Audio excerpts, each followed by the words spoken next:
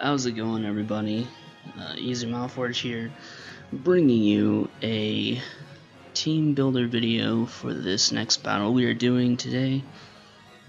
And so let's start out with reviewing what Dremu is going to be bringing. And we actually didn't help each other pick our teams this time around, but it's still going to be pretty interesting. This time, basically, we are choosing 6 out of a total of 10, and we have let each other know the 10 that we're choosing from, but we do not know each other's 6 that we are bringing. And so, out of the 10, the 10 that he is bringing, he's going to be choosing from, we have Porygon 2, Gyarados, Cinderace, Frostlass, Galarian Rapidash, Jolteon, Incineroar, SwSh, Chandelure, and Primarina. And it's got a lot of special hitters, a lot of physical hitters. Frostlass, of course, can be both physical and special pretty well. Farfetch or SwSh, I don't know. I don't know if he would actually bring it. If he does, that's fine. We got some things that, I got some things that I can actually use to counteract that. So it's actually not that bad.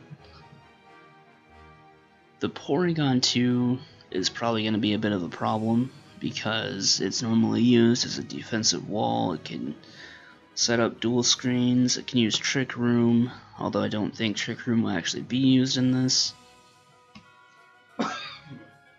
It could even go for Calm Mind. It can do a lot of different things. It can Toxic, so that's going to be a bit of an issue, but I do believe we have some things that are going to be able to take that on pretty well. And at the very least, we'll be able to weaken it and make it to where it's not as viable. The Cinderace is pretty fast. It hits pretty hard, especially with the Libero ability, which I know is most likely the ability that he will be using if he does bring Cinderace. Pyro Ball is a huge problem, although it does have pretty low accuracy, and so it's not very reliable. But if he goes for things like close combat or probably Iron Head, those will probably be an issue because he gets the stab boost after Libero activates. But against some of our stuff, it's actually not going to be that bad. We should be able to take it out pretty easily. And as far as the Galarian Rapidash goes, that can also be both physical and special, but we have a way to deal with that also. Jolteon is most likely going to run Choice Specs. If it does, that shouldn't be much of a problem if it's even brought. And Incineroar hits really freaking hard, has the Intimidate ability, but hopefully we'll be able to get around that and take that down pretty quick as well. The Chandelure and Primarina are both pretty good offensive checks for things. They're not very fast, and they don't have extremely good defense. Primarina has some pretty decent defense, but I know Chandelure doesn't. So as long as we can get some good hits on those, we should be fine. And so, real quick, let me go over what I have chosen to bring. Out of the 10, the ones that I am not bringing, let me do that first, is Toxtricity. I thought about bringing Toxtricity, but there's only really one fairy type, or 2 fairy types on his team, and it's not very likely that both will be brought, and so I just decided to leave that out, even though there's also 2 water types, one of the fairy types being part water. I just figured toxicity probably wouldn't be that great here. Although if we did bring it, we would have ran the standard set we usually use with Discharge, Override, Sludge Wave, and Boom Burst. But yeah, I find mostly after setting up with its Throat Spray, using Overdrive or Boom Burst, it has to outspeed a lot of things to be able to really pull its weight. So we're not going to be bringing that. I thought about bringing Life Orb Druddigan, but again, because although this one's fairly fast, but Druddigan's speed isn't that great still. And right now, this is just the stats for, obviously it's max level. But if it was equal level at 50 to everything else, it probably wouldn't be outspeeding very many things. And its defense isn't that great. So I'm not going to be bringing that. I thought about bringing Milotic. I even raised its level all the way up to max. And I knew I would probably need at least one water type, just because, you know, there's Incineroar and there's Cinderace, and there's also Chandelure. But I figured if I brought a water type, I should probably bring something that is more defensive than offensive, just so I can probably get some checks on some things, and kind of stall out a few of his mons just to figure out what they want to do and what they're capable of doing. So I'm not bringing Milotic, and I am not bringing Sylveon. Pretty much I had a choice between 2 fairy types, and a fairy type is pretty strong bring in this battle, I think, but I don't need to bring 2 of them, because if Cinderace has Gunk Shot, Sylveon will pretty much be in some serious trouble, and I would have just ran choice specs on it. So it would have been locked in. It would have been having to set up, because that's the set that it's built for. It would have set up with Calm Mind. And against the right thing, I mean, that's viable, but it's not very good if I do get stuck in with Cinderace, or probably even the Primarina, and a few other things as well. It's just not that great, even with Substitute. So I'm not going to be bringing that. What I am bringing, however, is going to be Gardevoir, and it's going to be the Choice Scarf variant. We are outspeeding a lot of things naturally, but also because of the Choice Scarf, we are even outspeeding a few things that we wouldn't normally, such as, I believe, the Rapidash, probably. Let me just look at that again here.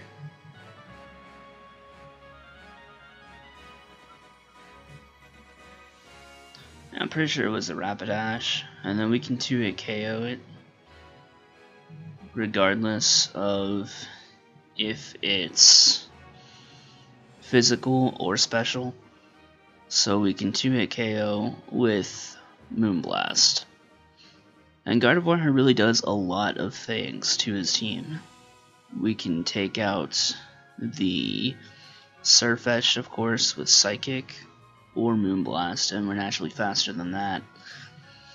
The Porygon 2 walls Gardevoir, so we're not going to be going up against that. We will end up having to switch probably, but since we are running Disable, I will probably stay in for one turn just to see what the Porygon wants to go for, and if it goes for any shenanigans that are not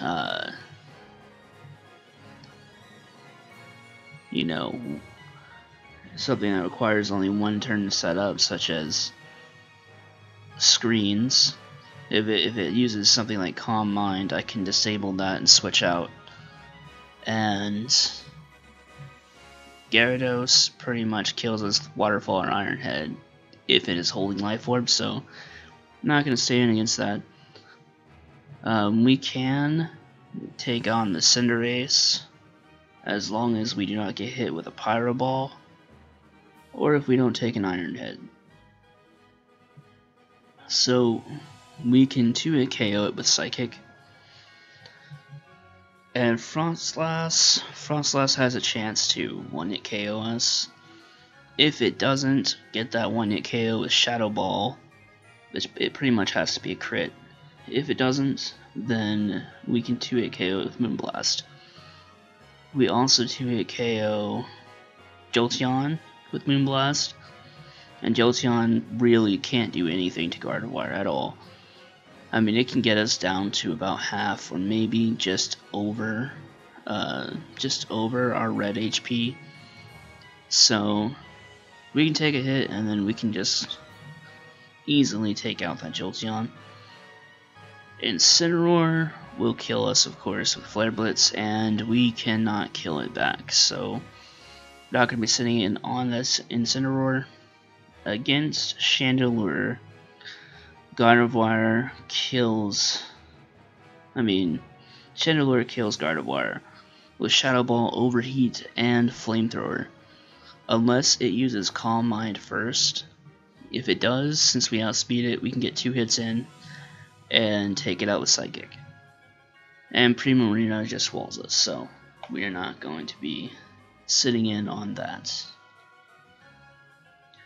Alright, and then, yeah, so we are running Psychic, Moonblast, Disable, and Healing Wish with the Timid Nature and Trace abilities, so that way we can figure out what some of these abilities are for the ones that are not going to activate in combat when they come in. Next we have Lichen Rock. This is Dusk Lichen Rock. We're running Jolly Nature on it with Life Orb. And we have Close Combat, Crunch, Excel Rock, Sucker Punch. Sucker Punch, I almost went with Stone Edge, but I went with Sucker Punch anyway instead, because if something is going to outspeed us and possibly kill us, we can at least get a hit in and get that priority move off. And if we get it in on something such as the Frostlass, but probably the Chandelure, that is most likely going to knock those out. So that'll be good for that. And we also have Crunch. Crunch is, well, it's just a really good hard-hitting move for some of these things. Close Combat, of course, for that Incineroar. I don't know why I want to keep combining it with Cinderace. We're going to use Close Combat on that Incineroar if it comes in, if it's even being brought. And Close Combat probably on a lot of things that are physically frail, such as the Jolteon. Probably isn't going to want to take that too well. Cinderace may not take it that well. If it hits us first, then so be it, will probably go out. Excel Rock, though, we can actually pull off an Excel Rock and just hit that Cinderace pretty hard early on. So that'll be good for that, as well as for the Gyarados if that gets brought. Then we have Talonflame with Swords Dance, Brave Bird, Flare Blitz, and Roost. The Gale Wings ability, of course, with the Jolly Nature. Now, when Talonflame comes in, it destroys a lot of things. Like, we can Brave Bird the Cinderace, take that out. We can Brave Bird the Incineroar as long as it's not physically bulky. We can take that out. We can come in on both of those, take a Flare Blitz or a Pyro Ball, and then roost it off. We can set up a Swords Dance if we need to for things like Primarina, and as long as it's not going for a Water type move, we should be fine. And we should be able to come in on the Gyarados as well, assuming that it's the Dragon Dance set, and as long as it's not carrying or going for a Waterfall. And then after a Swords Dance, I believe we can do some really good damage against the Porygon 2 as well. And then we have Crocodile with the Intimidate ability, holding the Chople Berry to counteract those fighting type attacks that could come off the Cinderace, the Incineroar, or even the Chandelure as well as the Surfetched. So that way we can take those. And then we have Earthquake, Brick Break, Taunt, Stealth Rock. I was gonna try and run Knockoff, but I do believe Knockoff has to be obtained a different way and then transferred up, so I couldn't do that. Couldn't figure out a way to get that on there. So instead I'm running Brick Break, and that is going to be for the Porygon 2, or possibly even the Rapidash trying to set up. So we can bring this in, we can Brick Break and get those screens taken care of. We can Taunt, so that way Stealth Rocks and other hazards as well as screens can no longer be used, and any type of setup moves. And then we can even get up our own Stealth Rocks to be able to help chip away some of the bulkier mons like Porygon 2, Primarina, and possibly even the Surfetched. Then we have Magnezone with the Magnet Pull ability, and he's not using any Steel types, so yeah. That's not going to do too great for us unless we switch in on the Cinderace going for Iron Head, and then we can prevent it from escaping. We have the Air Balloon, so that way we can't get hit immediately with any ground type moves. If we do catch the Cinderace on a Iron Head, we can live it pretty well, and then go for a Thunderbolt, possibly even a Body Press, and do some decent damage to it. And at that point it probably goes for a Pyro Ball. Hopefully it misses, if not, we most likely get taken out. But we do have Volt Switch, we have Thunderbolt, Flash Cannon, Body Press. Body Press being a pretty good last resort move, just in case we get anything. Go up against anything that